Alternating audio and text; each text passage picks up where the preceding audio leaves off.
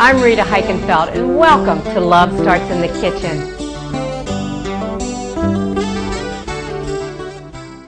Well, with each segment, I'm going to try to give you a little tip from the kitchen. And today we're going to talk about knives, cutlery, and how to sharpen them. I've got two chef's knives here. Actually, two real different ones. This is a traditional chef's knife, if you look. It's got great balance. And if you look at the curvature on the bottom of the knife, it's rather curved. It's great for chopping and mincing. You can rock and roll, and it gives you great, great balance. Now, this is also a chef's knife, but look at this. This is a Japanese chef's knife. And if you look at it from this angle, the spine goes all the way down to the tip of the blade. And if you look at this, the curve of this versus this, the santoku, which is what it's called, is more straight. It's also wider, so you can use it as a scoop. But I want to talk a little bit about these grantons or channels. Now, what that does is if you're slicing like meats or cheese, that creates a layer of air so foods don't stick. Now, would I buy a knife just for these grantons? Probably not, but that's a great little added feature. And when you buy chef's knives, look at all the ones that appeal to you and pick up the chef's knife in different categories. Say there's 3 or 4 that you like. Whichever one feels great in your hand, that's the line you should go with. It should feel like an extension of your hand. A good chef's knife should fall slightly to the center like that. And that is good because then your wrist isn't doing a lot of work. You're not going to get carpal tunnel because naturally it's going to fall down onto the food. How to sharpen.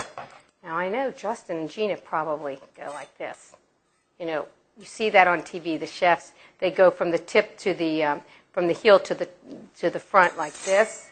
You know, like they did in barbershops. I never got the hang of that. So what I do, and it works quite well, I might add, is when you think of tiptoe through the tulips, you want to go from the tip of the heel all the way down to the toe. So pretend like you're slicing deli meat, like maybe, a 20-degree angle, and go from the tip all the way to the toe.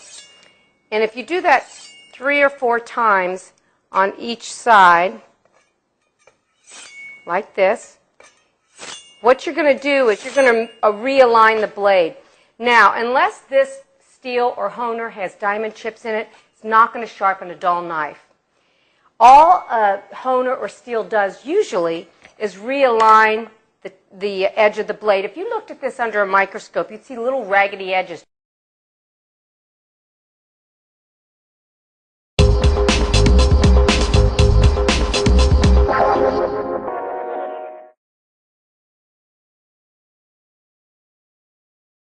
Knife sharpening.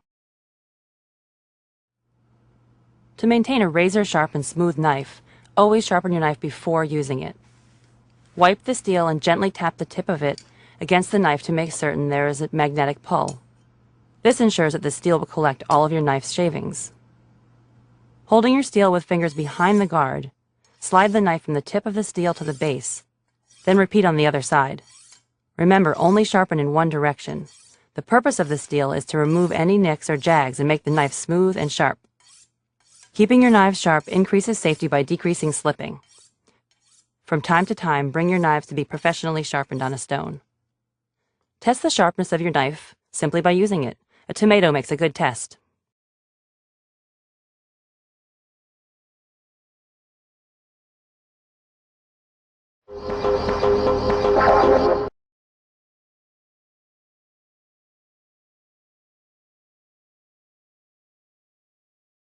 The importance of a sharp knife is so that you can do your job correct.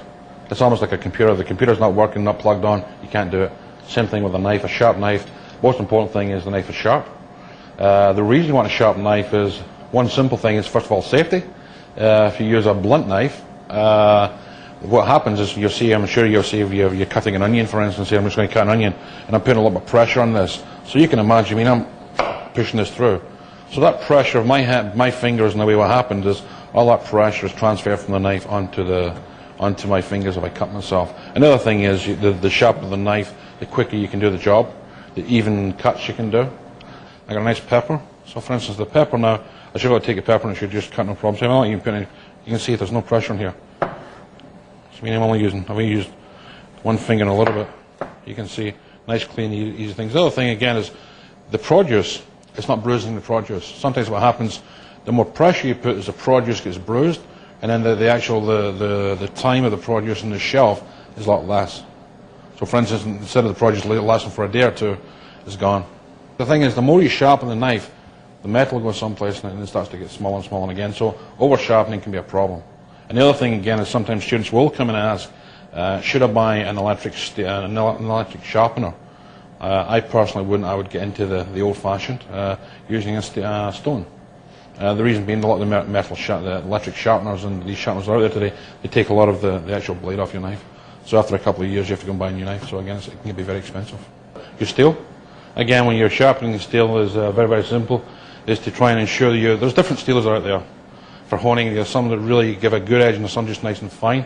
Again, this is sort of medium steel. Again, the steel safety tips. Again, you don't want to cut the old knuckles off, so you want to just make sure that you're sort of pretty relaxed as well. But just practice. You want to hold it at a possible 20-degree angle. Just go from one, from the heel to the toe, etc. Two. Just keep it going the same way all the time. If you're not so sure about it, just take a dish towel over there just in case. So again, I'm not putting a lot of pressure on here. The idea is not to grind it. I just want to give it an ab. I want to do it about 3 or 4 times. The other thing again is as far as hygiene aspect, is to make sure we wipe it clean all the time, because what happens is when you clean it, you get a lot of particles of the metal from the blade coming off. The other thing is some of the steels are magnetic, which actually take any of the particles from there, so the particles are sticking. You have to make sure you clean your steel as well.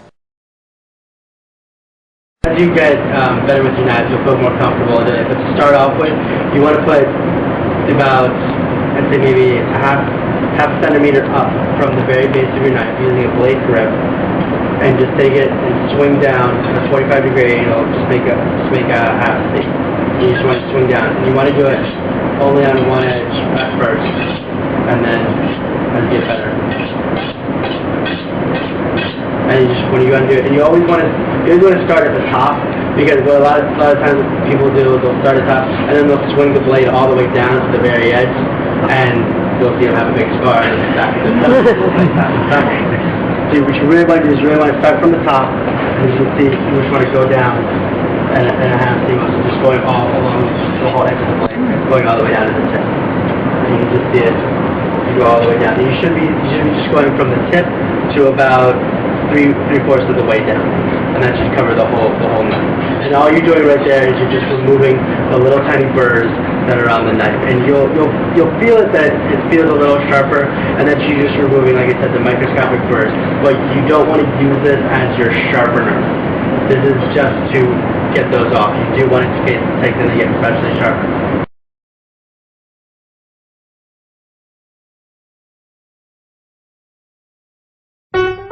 Hello, I'm Chef John Mitzwich for About.com. Today I'm going to show you how to clean and care for your wooden butcher block cutting board. My old friend, the cutting board. The heavy butcher block wooden cutting board, just a pleasure to work on. So dense, so heavy, there's nothing like these. Mine's about 4 inches thick, and very specific ways you need to care for and clean these. So let me take you through this. Step 1 is to clean it. We're going to use just a soapy water. Sanitize it, step 2, we're going to use a vinegar water. And step 3 is sealing it. We're going to use a mineral oil. So here we go. I made some pastrami sandwiches. I got a dirty, greasy cutting board. Step 1, take a dry paper towel and just wipe off any excess debris. That starts the cleaning process. Then we're going to give it a little scrub with a soapy sponge. Now use a just regular plain unscented dish soap. All right, make sure you scrub it good with the scrubby side of the sponge. And then we're going to rinse it with just plain hot water with the other side of the sponge. So we're going to soak up all that soapy water. I like to rinse it twice to make sure it's just really, really clean. And I have all the soap removed from the surface. Once you've done that, you're going to take a paper towel and just thoroughly rub it dry. And then on to step 2. We're going to sanitize it with some vinegar water. So in a spray bottle, I put 4 parts water with 1 part white vinegar, just regular distilled vinegar. You're going to spray it liberally all over the board. I guess that's redundant. but you're going to soak it thoroughly. Okay, make sure the board's completely covered, just, pooled up. Leave it for 5 minutes to really soak in, and then wipe it dry. Okay, now the big things with these cutting boards, you can't put them in the dishwasher and you can't leave them soaking in the sink. They'll split. So you're going to let that air dry for 15 minutes, and then we're on to the last step, step 3. We're going to seal it with some oil. What we're going to use is a mineral oil. All right, 3 or 4 tablespoons. We're going to use something called food grade. Simply means there's no perfumes in it, there's no chemicals in it. It's just pure mineral oil, a really light mineral oil. They sell this wherever you buy the cutting boards. So really coat that well, let it soak in. All right, it's going to, that wood's porous obviously, so it's going to soak in that oil. All right, so you're going to rub it in. Again, 3 or 4 tablespoons should do it, depends on the size of the board. Let it sit for 15 minutes and then wipe off any excess oil, which there probably won't be much because it will soak in. And your board has been cared for properly. And if you repeat that after every use, these things literally will last for decades. Anyway, I don't know if you have one of these cutting boards, but if you don't, get one and then clean and care for it properly. Enjoy. Thanks for watching. To get more information, you can visit us on the web at food.about.com.